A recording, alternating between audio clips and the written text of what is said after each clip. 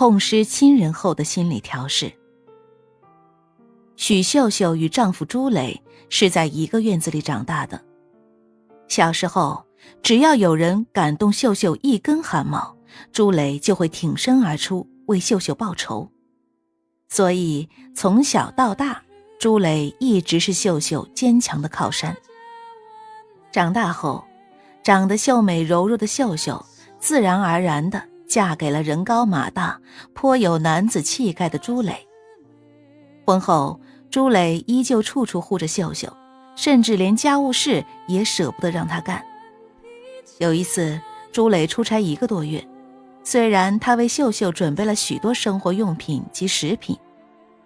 但是朱磊一回来就发现秀秀瘦了一大圈。原来那段时间天气特别热，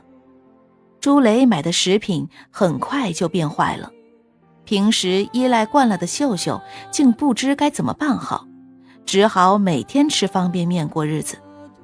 而且生来胆小的秀秀一个人不敢入睡，在朱磊出差的那段时间，她每天总要到很迟的时候才睡着。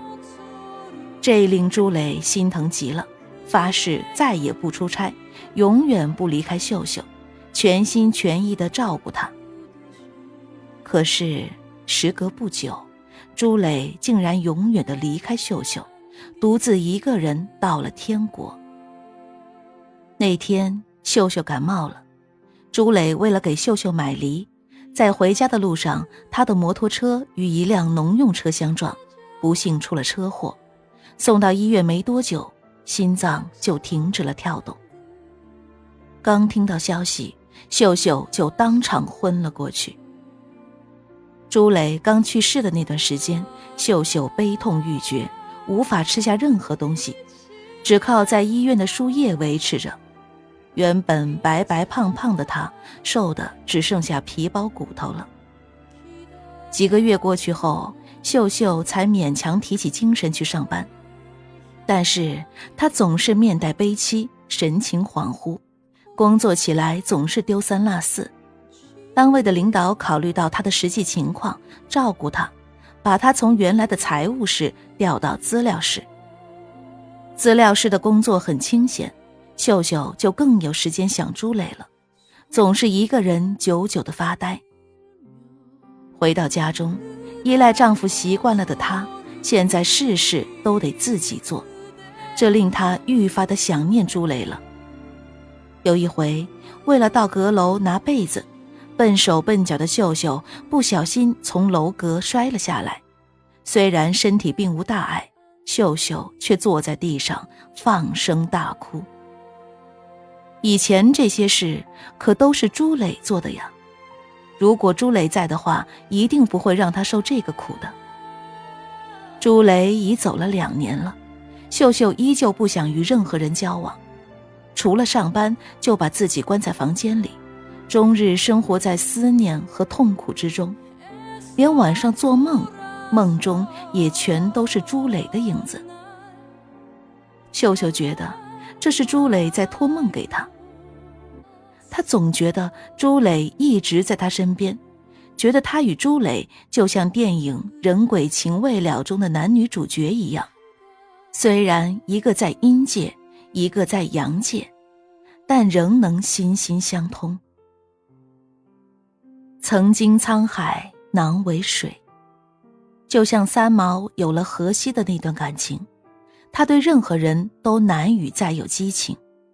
没有人能取代荷西的地位。可以说，三毛的自杀与对荷西的深深的思念不无关系。著名的精神心理医生恩格曾指出，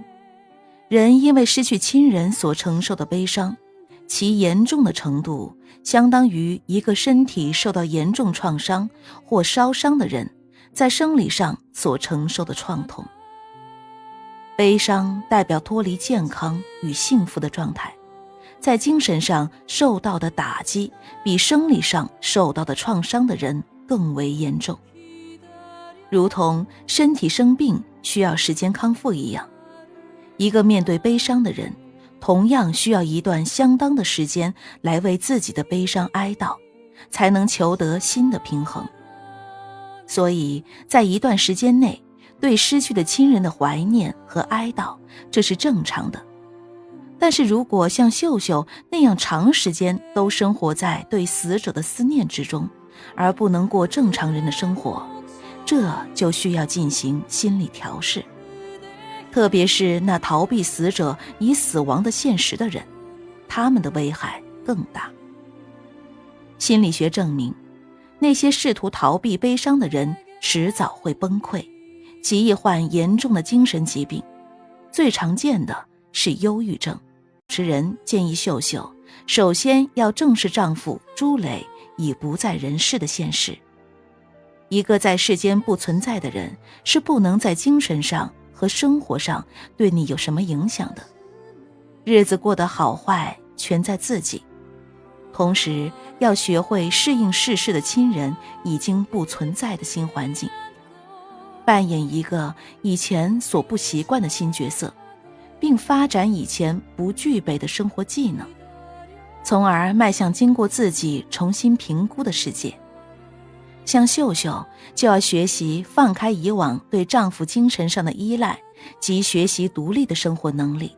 并逐步加入社交圈。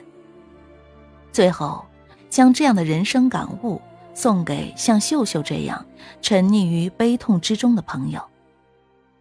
立足于宇宙的角度去看人生，它会使人同时拥有两种态度：一是珍惜生命，珍惜时间，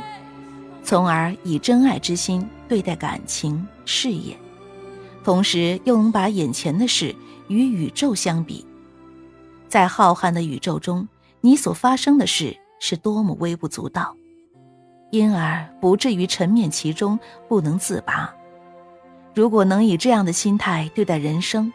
那么在失败与成功面前，在生命的健康与衰落面前，